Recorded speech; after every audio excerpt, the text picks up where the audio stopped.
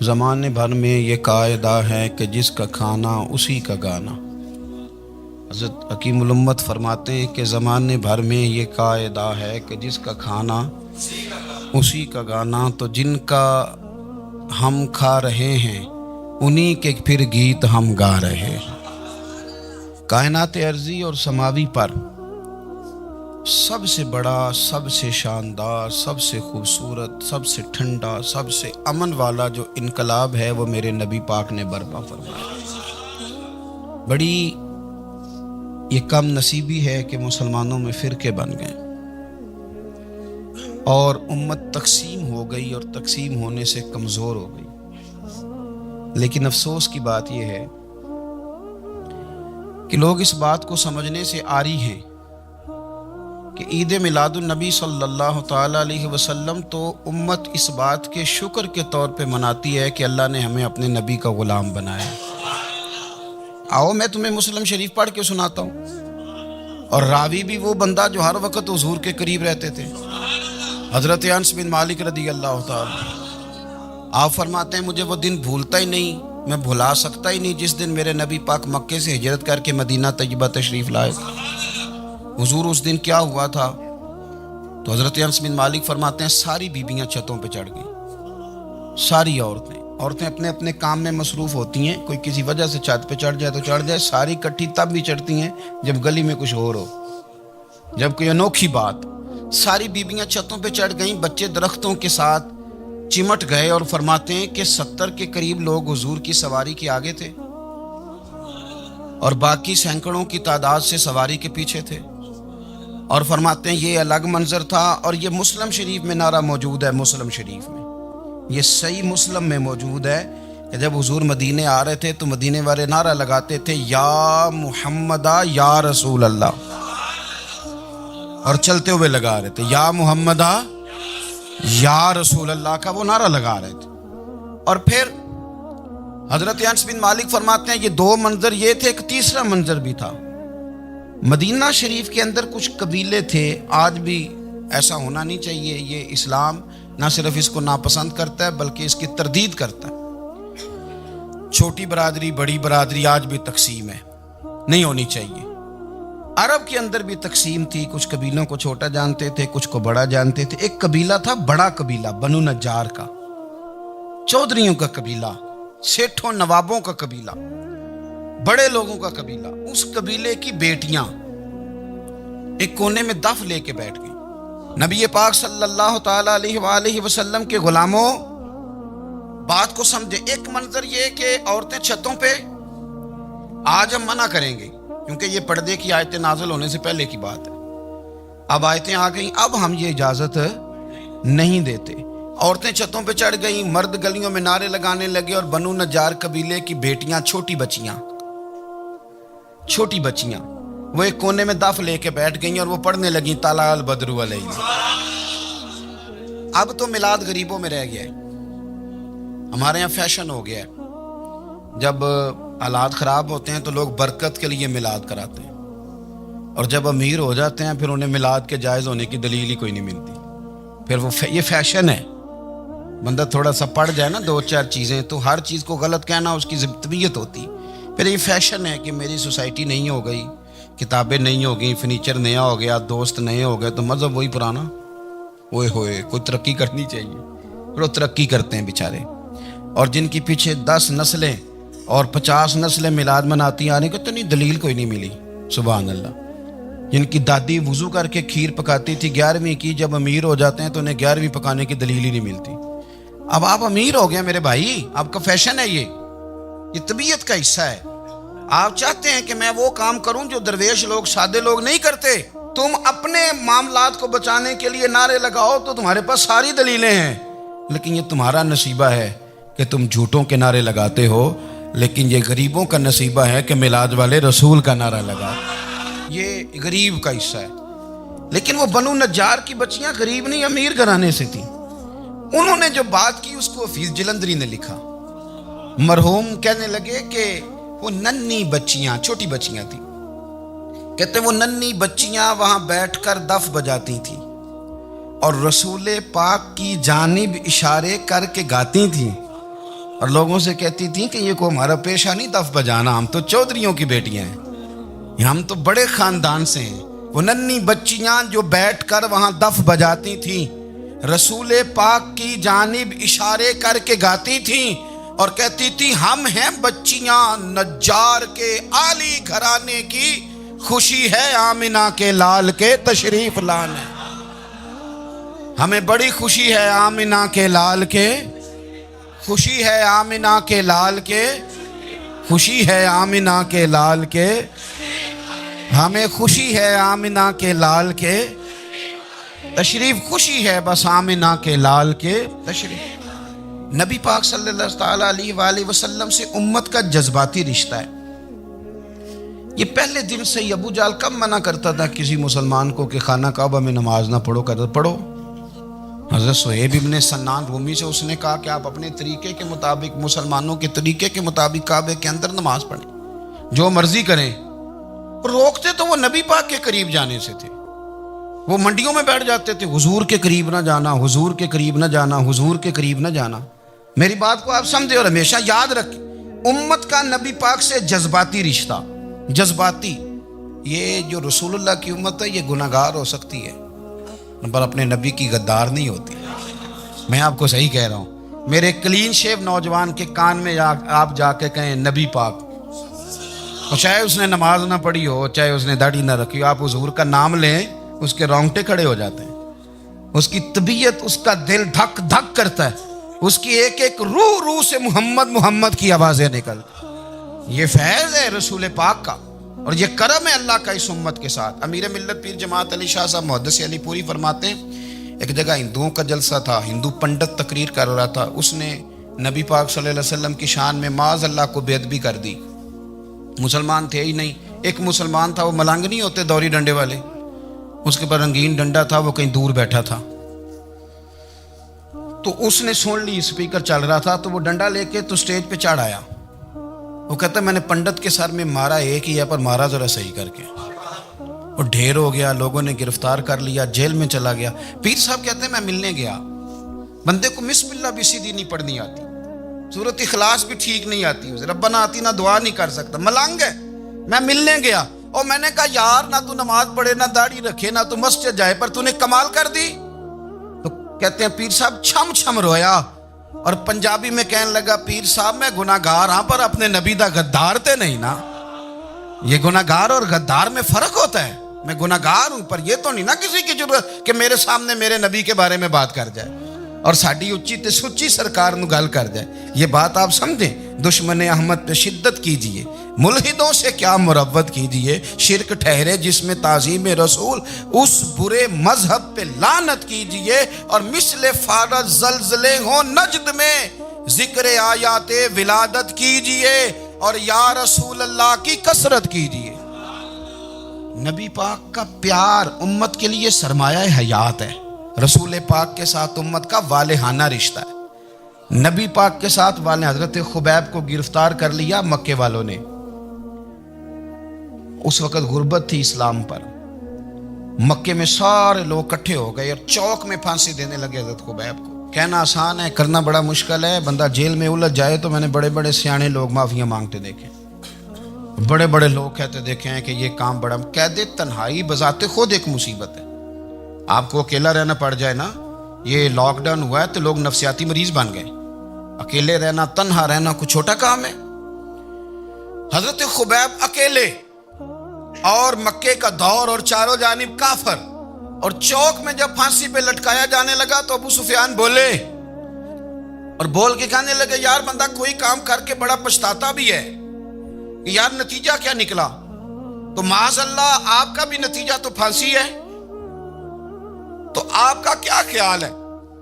یہ آپ یقین کریں کہ لوگ صحیح صحیح ساتھ چلتے ہیں، تھوڑی سی دشواری اٹھانی پڑ جائے تو کہتے ہیں میں گاڑی ٹھیک تھا، پر انہی پتھروں پہ چل کے اگر آ سکو تو آؤ، میرے گھر کے راستے میں کوئی کہکشاں نہیں ہے۔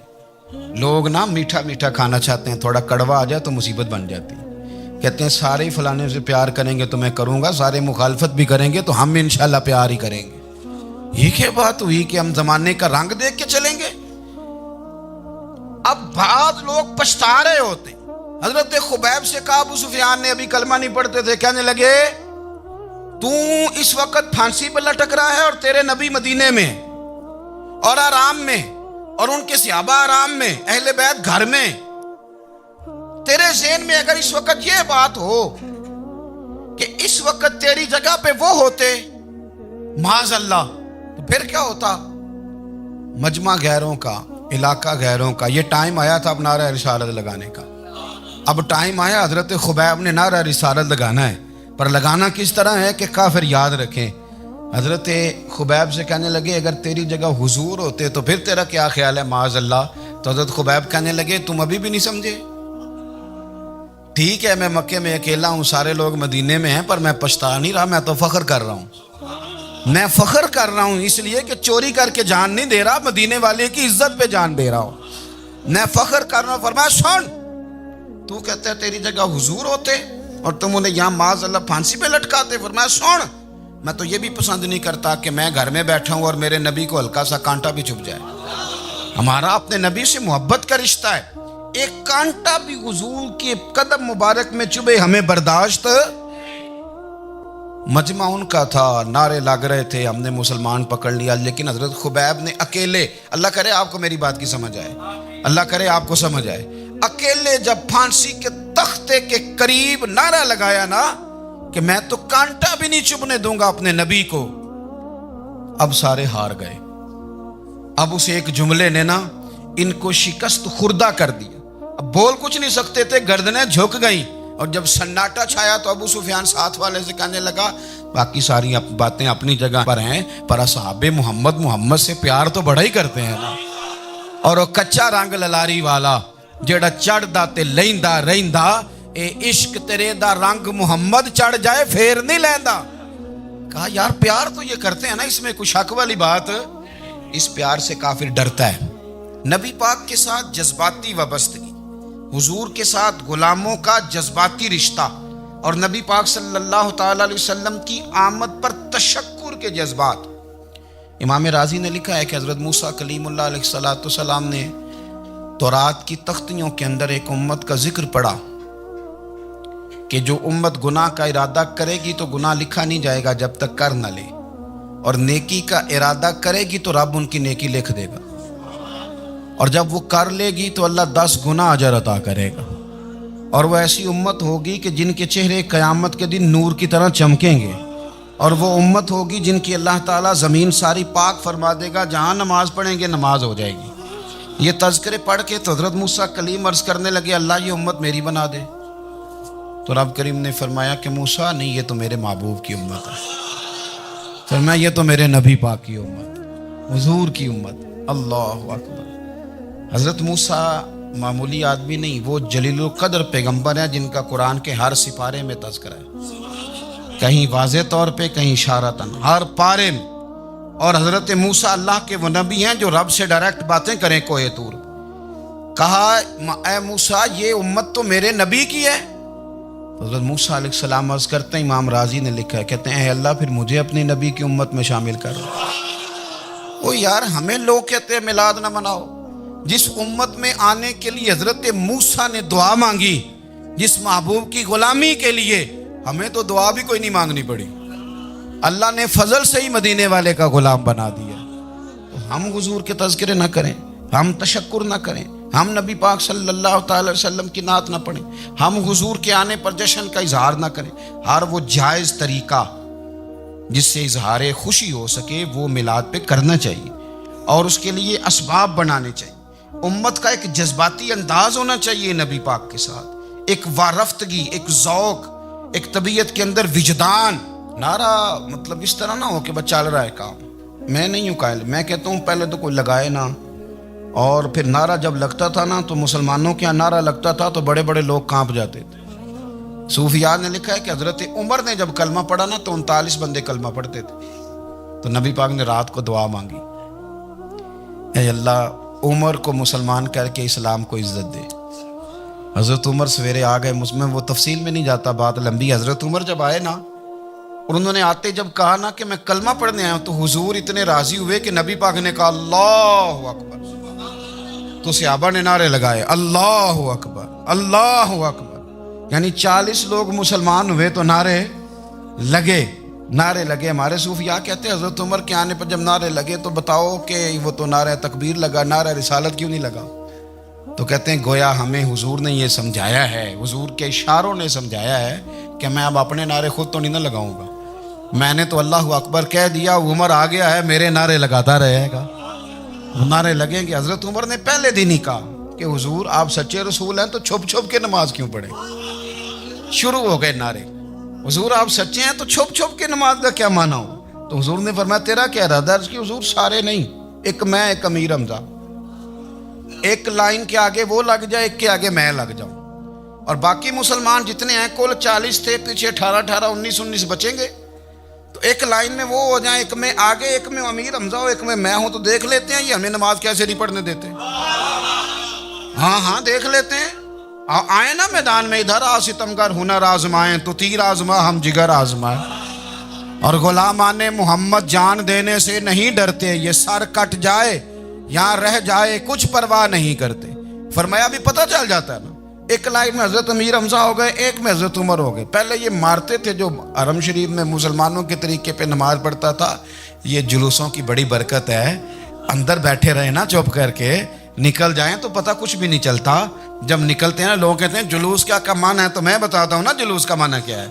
حضرت عمر نے باہر نکلے 2 لائنوں کا جلوس، لمبا بھی کوئی نہیں، بندے بھی 40، اور جناب فاروق اعظم باہر نکلے تو عمر کا نعرہ، عمر کا، حضرت عمر نے یوں کر کے آستینیں بازو کی چڑھا لی، اور اپنے گلے میں جو ان کے رومال تھا نا اس کو یوں سینے پہ باندھا، اور اس ہاتھ میں تلوار تھی تو یوں کر کے باہر لہرائی، کہنے لگے او مکے کے کافرو ادھر آؤ میرے سامنے، جس نے اپنی بیوی بیوہ کرانی ہو، جس نے بچے یتیم کرانے ہوں، وہ آئے میدان میں، مصطفیٰ کے غلام آج سڑکوں پہ نکل آئے میدان میں ہمارے سامنے ہمارا مقابلہ کرے، آئے نا میدان میں، ہم نکلے ہیں، اب ہم یہاں کعبے میں اعلانیہ نماز پڑھیں گے، ہم پڑھیں گے، طاقت ہے تو آؤ نا ہمارا مقابلہ کرو، آؤ۔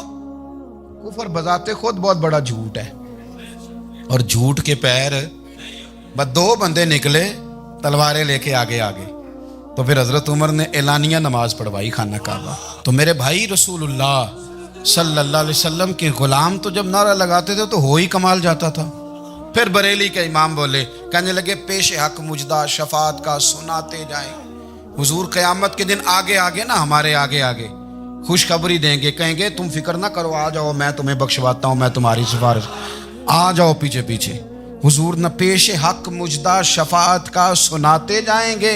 یقین کریں بریلی کے امام کو بھی بڑا ہی رنگ آتا ہے بیان کرنے کا، کہنے لگے آپ روتے جائیں گے، اللہ کو منانا ہے نا حضور نے، کہتے ہیں پیش حق مجدہ شفاعت کا سناتے جائیں گے، آپ روتے جائیں گے پر ہم کو ہنساتے جائیں گے، باغ جنت میں محمد مسکراتے جائیں گے، پھول رحمت کے گریں گے ہم اٹھاتے جائیں گے، اور حشر میں ہوگا ہمارا داخلہ اس شان سے ہم یا رسول اللہ کا نعرہ لگاتے جائیں، ہم یا رسول اللہ کا نعرہ۔ امام راضی کہتے ہیں حضور نے ایک رکا پکڑا چھوٹا سا، ایک بندے کو لوگ دوزخ میں لے کے جا رہے ہیں۔ اچھا مجھے ایک بات بتاؤ، فیصلہ پہلے ہو گیا ہے، اللہ کے سامنے ہوا ہے، اور فیصلہ ہو گیا اور طے ہو گیا کہ دوزخ میں جانا ہے، وہ قریب پہنچ گئے دوزخ کے، تو حضور نے دیکھ لیا، اور بتایا کس نے؟ حضرت آدم نے۔ حضرت آدم کہنے لگے حضور وہ آپ کے غلام کو دوزخ میں لے جا رہے ہیں۔ نبی پاک آگے گئے، کیا پڑھتے ہیں ہمارے بھائی؟ حضور نے مجھے ان سے چھڑا کے چھوڑ دیا۔ نبی پاک صلی اللہ علیہ وسلم آگے گئے، فرمایا ادھر آؤ، کہاں لے کے جا رہے ہو؟ اللہ کے سامنے فیصلہ ہوا ہے نا، فرشتوں نے کیا ہے نا، فرشتے کو کسی سے بددیانتی تو نہیں نہ کرتے، فرشتوں نے جو کیا ٹھیک کیا ہے نا، کیوں لے کے جا رہے ہو؟ سونے گناہ زیادہ ہیں، نیکیاں تھوڑی ہیں، فرمایا میرے سامنے تولو۔ کسی فرشتے نے نہیں کہا کہ سونے ہم معاذ اللہ ہم کو بے ایمان ہے، ہماری کوئی سے زد چل ساڈا کو بننا سان جائے دے نال، بھائی میرا مطلب ہے صحیح تولا ہے، فیصلہ ہے، فرمایا دوبارہ تولو۔ گویا رب بھی فرماتا ہے جیسے میرا محبوب کہتا ہے ویسے ہی کر، اور کوئی نہیں دوبارہ تول لو، کوئی حرج نہیں، تولو نہ دوبارہ۔ فرشتے دوبارہ آئیں گے، انہوں نے دوبارہ تولا، ایک پلڑے میں نیکیاں ایک پلڑے میں گناہ۔ اب وہ گناہ پھر زیادہ نکلے تو نبی پاک نے نا جیب سے اتنا سا روکا نکالا، روکے کا بھی کوئی وزن ہوتا ہے، وہ حضور نے نیکیوں کے پلڑے میں رکھ دیا، نیکیاں بڑھ گئیں، فرشتے بھی چپ کر گئے، چلو بھائی جنت میں۔ میری طرح کا تھا نا پتہ سارا سردار نو کیتی ہے، پتہ تو تھا نا اسے من آنم کے من دانم، تو سیدھا حضور کے قدموں سے جا لگا، کہنے لگا سونیا میں تو ساری زندگی گناہ کرتا رہا، یہ کون سی نیکی ہے؟ تو حضور فرمانے لگے چپ کر، جنت کا دروازہ کھول گیا، تو جا جنت میں۔ حضور رکے میں کیا ہے؟ فرمایا تو نے ایک دن درود و سلام نہیں پڑھا تھا، اور میں نے تیرا سنبھال کے رکھا ہوا تیرا درود شریف، وہ نعرے رسالت نہیں تو نے لگائے تھے، وہ تو کھول کے میرے تذکرے میں نے تیرا سنبھال لیا، دوزخ میں تو کیا میرا سایہ نہ جائے، کیونکہ رسول پاک سے دیکھا نہ جائے، میرے رسول پاک۔ اور میری بات سنو، میں بھی آپ کو کھانا نہیں کھلاتا، لنگر میرے سنگی کھلاتے ہیں، میرے دوست آپ کو کھانا پیش کرتے ہیں، ہر جگہ آپ جاتے ہیں تو وہاں کچھ لوگوں کی ڈیوٹی ہوتی ہے، لیکن ترمذی شریف سیاستہ کی حدیث ہے، حضرت انس نے پوچھا تھا حضور قیامت میں کہاں ملیں گے؟ فرمایا حوض کوثر پہ۔ حضور وہاں انس پانی پلائیں گے کہ بلال پلائیں گے کہ سہیب پلائیں گے؟ فرمایا نہیں، امت پیاسی آئے گی تو میں اپنے دست مبارک سے پانی پلاؤں۔ حضور وہاں نہ ملے تو فرمایا پل صراط پہ آنا، امت گزرے گی تو میں رب سلم کی دعائیں کروں گا۔ تو اعلیٰ حضرت فرماتے ہیں جب حضور دعا کر رہے ہیں تو ڈرنے کی ضرورت کیا ہے؟ خدا کی رضا چاہتے ہیں دو عالم، خدا چاہتا ہے رضائے محمد، رضا اب پل سے وجد کرتے گزری کہ ہے رب سلم دعائے محمد صلی اللہ ہو۔ تو حضور وہاں ملاقات نہ ہوئی تو پھر اس حدیث کو بھی یہ حدیث مضبوط کر دے گی۔ حضور فرمانے لگے پھر میزان عمل پہ آ جانا، امت کے عمل تول رہے ہوں گے اور میں کامیابی کی دعائیں مانگ رہا ہوں گا، تو جس کے لیے حضور دعا مانگیں گے ناکام ہوگا، ناکام ہوگا۔ اپنے بچوں کو حضور کی محبت سکھائیں، نبی پاک صلی اللہ علیہ وسلم کی غلامی کریں، آپ کا رشتہ نبی پاک کے ساتھ مضبوط ہونا چاہیے، آپ کے تعلقات حضور کے ساتھ مضبوط ہونے چاہیے، اور آپ نے دائیں بائیں نہیں دیکھنا کہ پراپوگنڈا کیا ہے، لوگ کیا کہہ رہے ہیں، لوگوں کو دیکھ کے جو لوگ رستہ بناتے ہیں وہ پیچھے رہ جاتے ہیں۔ آپ نے یہ دیکھنا ہے کہ میرا حضور سے نسبت کا تعلق مضبوط ہے، کوئی کدھر جا رہا ہے اس سے ہمیں کوئی تعلق۔ اس وقت عالمی حالات کیا ہیں، قومی حالات کیا ہیں، معاشی حالات کیا ہیں، جرنلسٹ کیا کہہ رہے ہیں فلانے کے، ہمیں اس سے غرض نہیں ہے، ہمیں تو اتنا پتہ ہے کہ ہم نے اپنے نبی کو راضی کرنا ہے۔ تو اس لیے خوبصورت محافل کا ذکر کریں، خوبصورت درود شریف پڑھیں۔